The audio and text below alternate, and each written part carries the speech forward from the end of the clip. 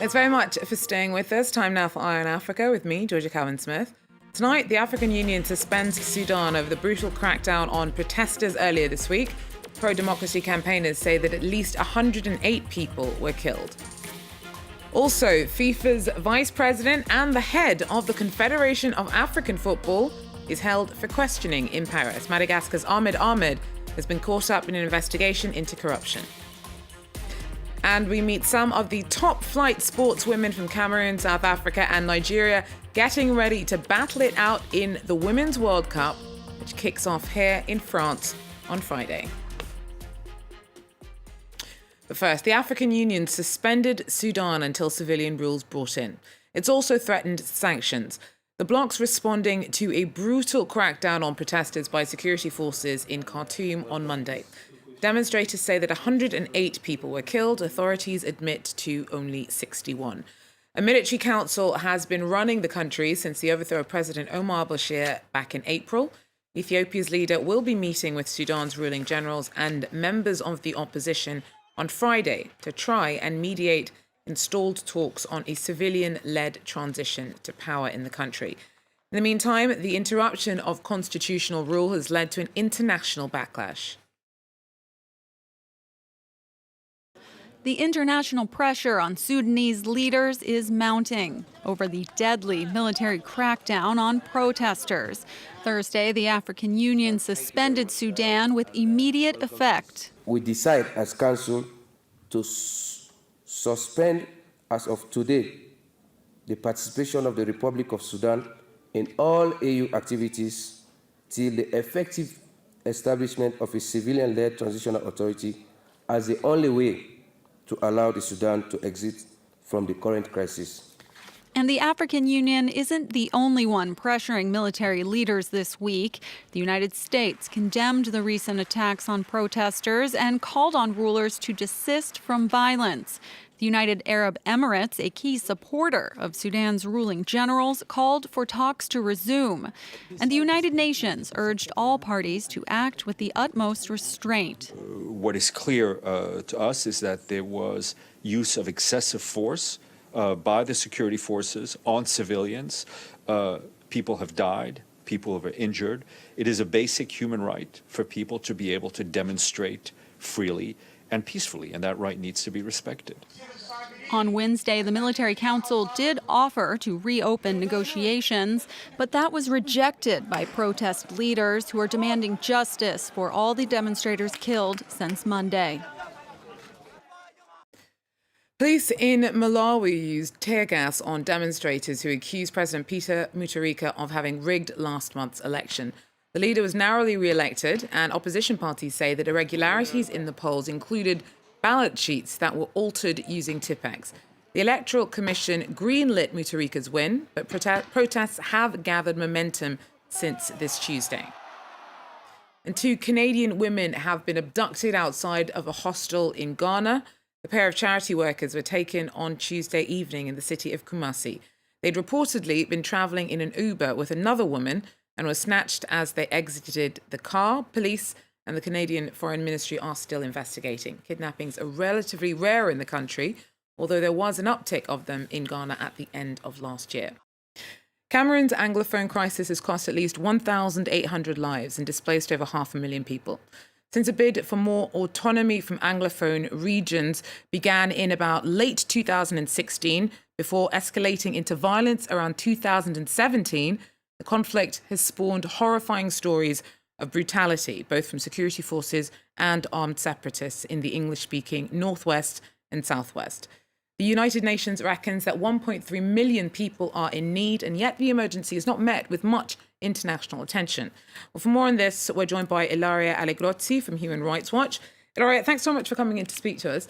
Now, why do you think that the situation in Cameroon is escalating from its origins in 2016, 2017. Yeah, you're totally right. The situation in the Anglophone regions of Cameroon is getting out of control, is spiraling in a cycle of violence, which has claimed so many lives. And since the beginning of the year, especially, we have seen an escalation in the number of civilian deaths and attacks perpetrated by both the security forces and armed separatists.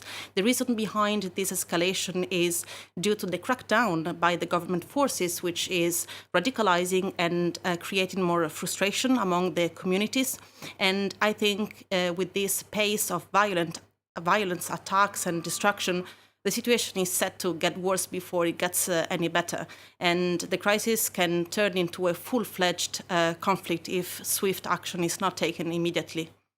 And it's often so there's a lot of concern about the civilians are caught up in the middle of this. But bearing in mind it's a secessionist bid, it's for independence for the English-speaking regions. Why are civilians being targeted by both security forces and the separatists who assumedly come from these communities? Exactly. Civilians have been caught in the middle between two fires and they've been victim of abuses by both sides. The government targets civilians because they suspect them of collaborating with armed separatists. And the separatists target them for different reasons, for kidnapping for ransom, for example. They target students and teachers because they want to enforce a boycott on education. And since the beginning of the crisis, attacks on educations have been escalating, and so many school buildings have been destroyed, vandalized, and burned down. There was an episode, a case which we documented in our latest report in March, which concerned the kidnapping of up to 170 students, mostly girls and mostly minors, in Kumbo, in one city in the northwest, kidnapped by the separatists and released a few days later. An incident which didn't really make it to the headlines and was as serious as the kidnapping of Chibok girls in Nigeria. This is just one example, but also from the government side, there have been violence and abuses, destruction of homes. Hundreds of homes have been burned down in security operations, abusive security operations, which have targeted civilians, especially because they were seen as collaborators of the Amba boys. Bearing in mind the scale of the emergency in Cameroon, why do you think that there isn't more attention given to what's happening there? I think one of the reasons why there's not enough attention and enough media coverage of what's happening in Cameroon is exactly because the government is trying to restrict the flow of information coming from the Anglophone regions, and also restricting in general freedom of expression. As you know, free speech is an indicator of how the government tolerates dissenting opinions, and is also an indicator on how the government takes human rights seriously or not. The government has tried to block journalists and also to block human rights organizations, which was our case. I was denied access to Cameroon in April this year, and since then I was unable to go back. Now, Cameroon's not just dealing with the Anglophone crisis. There's also attacks from Boko Haram. There's also a political crisis. Where does the Anglophone crisis sit in this overall landscape of pressures on the country's security forces? Yeah, you're right. The country is going through one of the most difficult periods of its history, facing Boko Haram in the far north, battling armed separatists in the Anglophone regions, and also dealing with 200,000 Central African refugees in the eastern border. And in addition to that, you have a political crisis ongoing, which is turning into a real crackdown on opposition. Since January, hundreds of supporters and members of the main political party have been arrested and are still behind bars.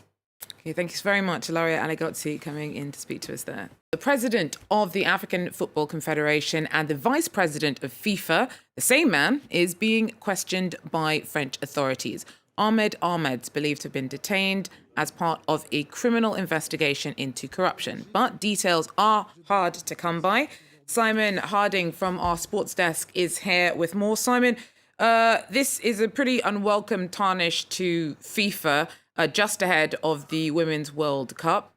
What do we know about why Ahmed was taken in on Thursday? Well, very little at the moment, Georgia, it must be said. It's relatively similar to all cases that come in football's governing body, which is about corruption, whether misuse of public funds. The allegations against Ahmed Ahmed, the head of CAF, importantly at the time now, as you were saying, is that he negotiated contracts with Puma which weren't legitimate, and he also did not spend enough or didn't have enough invested in the VAR system, video referee system, and there's all this kind of allegations around it. So he is being questioned by French authorities regarding that. The problem is this comes at a very bad time for CAF. I think it's more of an issue for the Confederation of African Football than it is for FIFA, because he is the president. The Africa Cup of Nations is just around the corner, and there's also a whole series of events that's going on at the moment regarding CAF that are putting them in a really bad spotlight. Their flagship event in the Champions League is having to be replayed because of allegations of corruption and rigging in the game there. So it's the equivalent of the Champions League here in Europe, so one of the biggest events.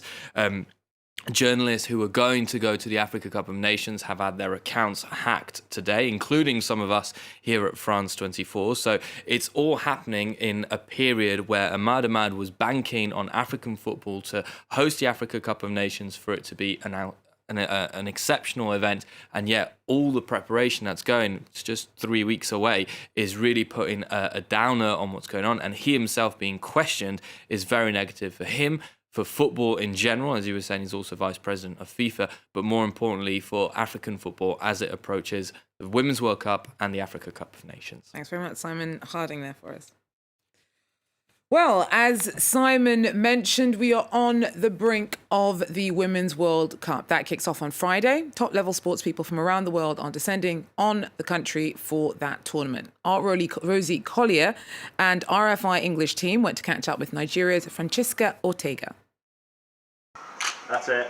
One more. My name is Francisca Ortega. I'm 25 years old and I'm a forward. I love traveling. I love playing different leagues to experience kind of different culture, meet different people. I just want to experience Chinese league. I've been in America for 4 years, so I think I needed a change. Oh, yes. Oh, my God, you're so good to work with. This is my third World Cup. This year, I think there's a lot of improvement in terms of sponsors, the advertisements, the marketing, everything is just wow. Like compared to 2015, the organization, everything is perfect. Our first game will be against Norway, and I'm super excited. I can't wait for that day to come, but I don't really know much about them. I know about me and my teammates. It's like a war. You're coming for a war, so everyone is well prepared. So when we get to the field, then we know what's up right now. Okay, exactly as you were doing. That last pose was really good. Well, Nigeria is one of 3 African teams who'll be battling out in the 8th edition of the Women's World Cup over the next month or so. Cameroon and South Africa are also in the mix, a solid showing from African squads reflecting a growing support of female sports people across the continent. Take a look. This is Africa's top women's football team. Nigeria's Super Falcons have been the most dominant squad on the continent over the past 30 years, winning a record 11 Women's Africa Cup of Nations. They've also played in all 8 Women's World Cups, but only reached the knockout stage once in 1999. Led by a Swedish coach since 2018, the Super Falcons are aiming to do better this year.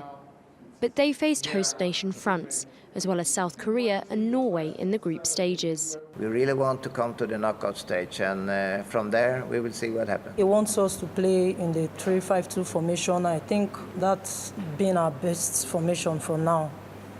I think it's a great improvement for the team. Cameroon are playing their second World Cup. In Canada in 2015, they reached the round of 16, and this year hope to go further. They first have to fight their way through a fairly balanced group, consisting of New Zealand, Canada and the Netherlands. Known as the Indomitable Lionesses, they make no secret of it. They're hungry to win. We're working really hard to go as far as we can and bring back the trophy. Like all lionesses going out hunting, we're on a hunt and we'll get our prey, because a lioness never comes home empty-handed. Last but not least, South Africa play in their very first World Cup in France. They face powerhouses Germany and China, as well as Spain in the group stages. But Banyana, the girls in Sesotho, shouldn't be underestimated. They have 2018 Coach of the Year Desiree Ellis and Player of the Year Thembi Kgatlana on their side. Today you are good, tomorrow you are better, and on the other day you're even greater. So yes, people are saying we're in a group of death, but I mean, by the time we get to the World Cup, we would be good together as a team, and they wouldn't know what to expect from us. You know, performed really well at the African Women's Championships. We know that this is a couple of levels up, but with the same attitude, with the same commitment, with the same dedication. You know, we're going there to compete. No African team, male or female, has ever gone past the World Cup quarter-finals. For some, this might seem like an impossible feat, but these teams are more committed than ever to represent their continent on the world stage. With the tournament on our doorstep, France 24 will, of course, be following the Women's World Cup closely, so do tune in for updates on that from Friday if you can. Either way, that's the end of it for Eye on Africa for now. Thanks for joining us. Do so again. Take care.